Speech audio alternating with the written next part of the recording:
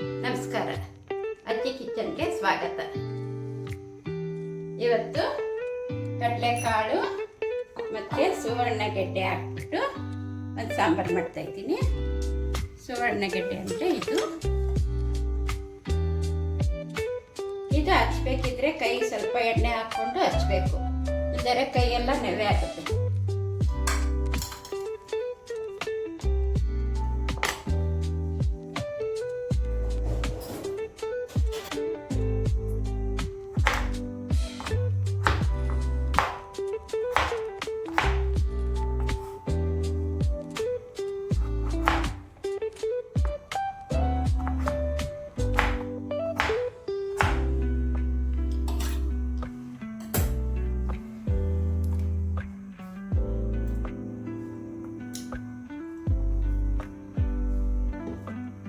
ಸಾಂಬಾರಿಗೆ ಈರುಳ್ಳಿ ಒಂದು ಅರ್ಧ ಟೊಮೊಟೊ, ಕಡಲೆಕಾಳು ಒಂದು 150 ಗ್ರಾಮು, ಇದು ಸುವರ್ಣಗೆಡ್ಡೆ ಒಂದು 1/4 kg. ರುಬ್ಬೋದಕ್ಕೆ ಕಾಯಿ, ಕಡಲೆ, ಗಸಗಸೆ, ಈರುಳ್ಳಿ, ಟೊಮೊಟೊ, ಕೊತ್ತಂಬರಿ, ಚಕ್ಕೆ, ಲವಂಗ, ಶುಂಠಿ ಬೆಳ್ಳುಳ್ಳಿ ಪೇಸ್ಟ್ ಒಗ್ಗರಣೆಗೆ ಹಾಕ್ತೀನಿ. ಈರುಳ್ಳಿ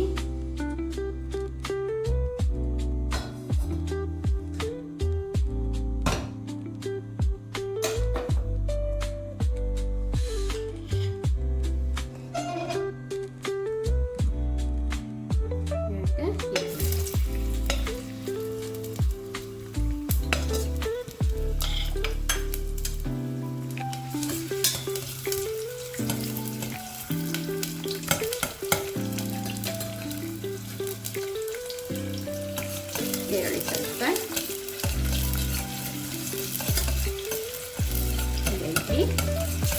ಸ್ವಲ್ಪ ಬೇಯಿಸಿ ಸಾಕು.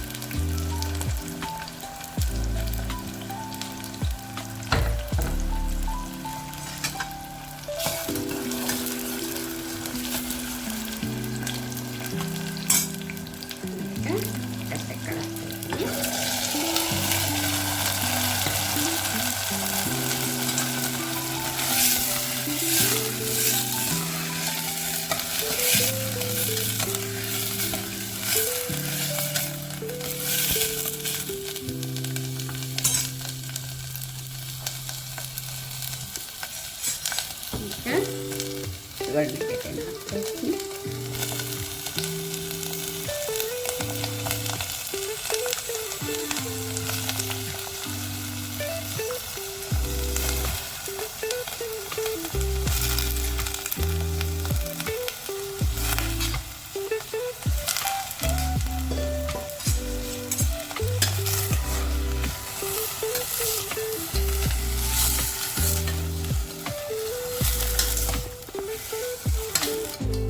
ಸ್ವಲ್ಪ ಮಸಾಲೆ ಇಟ್ಟು ಮಾಡೋದ್ರಿಂದ ತುಂಬ ಚೆನ್ನಾಗಿರುತ್ತೆ ಸಾಂಬಾರು. ಮುದ್ದೆಗೆ, ಅನ್ನಕ್ಕೆ, ಚಪಾತಿಗೆ ಎಲ್ಲದಕ್ಕೂ ಯೂಸ್ ಆಗುತ್ತೆ. ದೋಸೆಗೂ ಕೂಡ ಯೂಸ್ ಮಾಡ್ಬೋದು.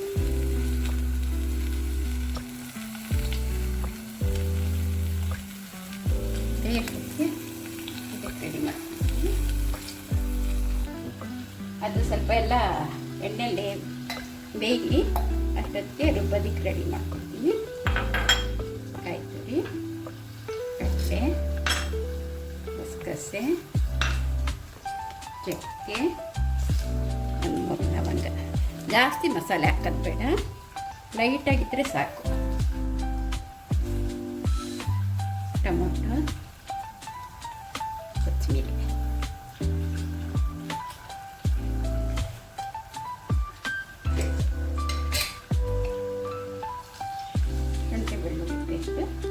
ಒಂದು ಅರ್ಧ ಸ್ಪೂನ್ ಅದು ಸಾಕು, ಚಿಕ್ಕ ಸ್ಪೂನು.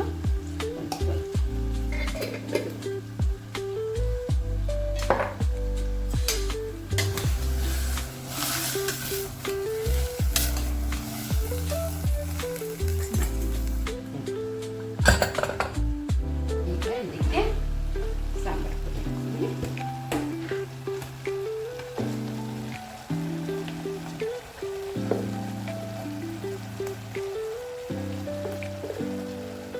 ಒಂದು 3 ಸ್ಪೂನು ಸಾಂಬಾರು ಪುಡಿ ಹಾಕ್ತೀನಿ.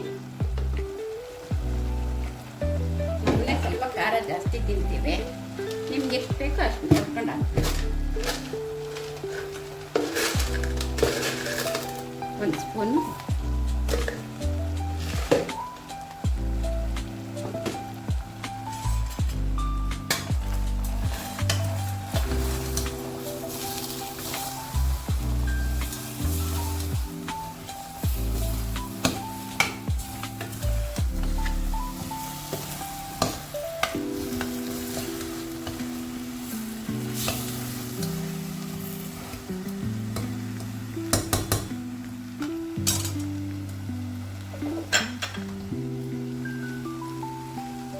ಪನ್ನೀರ್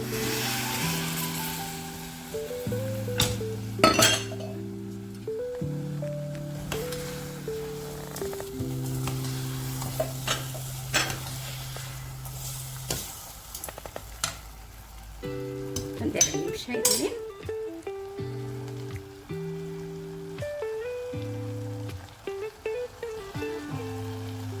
ಎಣ್ಣೆ ಎಲ್ಲ ತೆಳ್ಕೊಂಡು ಬರ್ತಾ ಇತ್ತು, ಮಸಾಲೆ ಬೆಂದಿದೆ.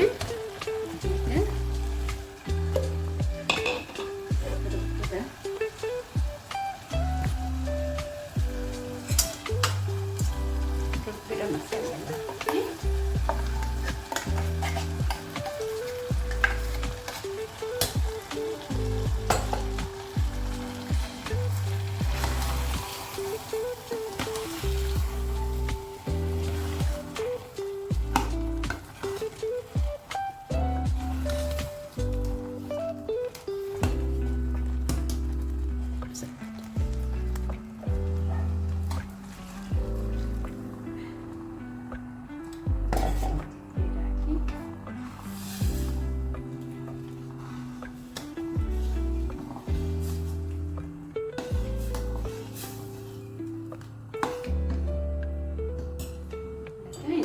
ನೀರು ಹಾಕೋಣ. ಗಟ್ಟಿ ಇದೆ, ನಮ್ಗೆ ಎಷ್ಟು ಬೇಕೋ ಗಟ್ಟಿ ನೋಡ್ಕೊಂಡು ಮಾಡ್ಕೊಂಡು.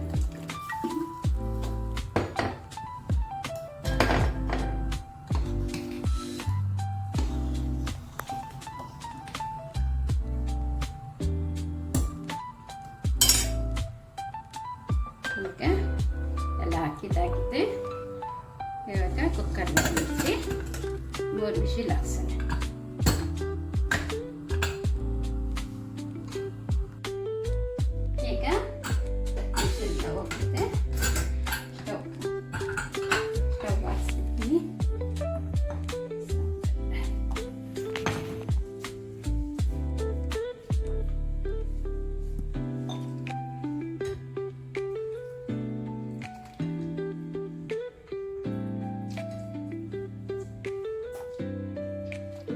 ನಿಮ್ಮನೇಲೂ ಈ ಥರನೇ ಮಾಡ್ತೀರಾ?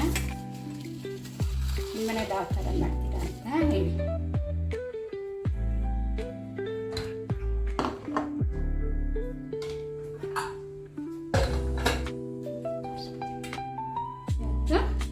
ಕಡಲೆಕಾಳು ಸುವರ್ಣ ಗೆಡ್ಡೆ ಹಾಕಿ ಮಸಾಲೆ ಸಾಂಬಾರು ಮಾಡಿದ್ವಿ.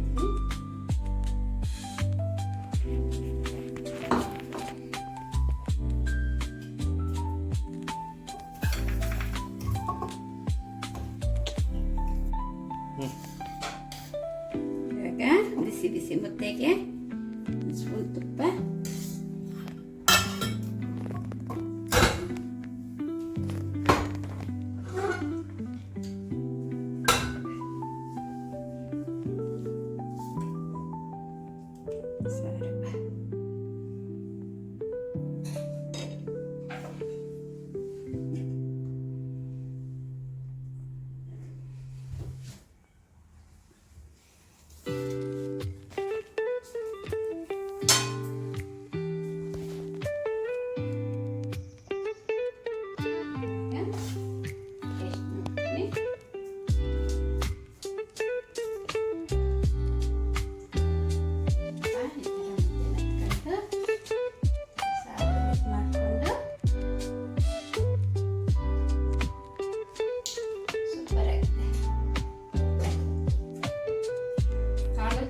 ಇದಕ್ಕೆ ಇದು ಎಲ್ಲ ಬೆಣ್ಣೆ ಥರ ಬೆಂದೋಗುತ್ತೆ. ಇದು ಜಾಸ್ತಿ ಬೇಯಿಸ್ಬಾರ್ದು, ಜಾಸ್ತಿ ಬೇಯಿಸಿದ್ರೆ ಒಂಥರ ಪಿಚ್ಚ ಪಿಚ್ಚ ಅಂತ ಆಗೋಗುತ್ತೆ. ಸರಿ ಇದೆ.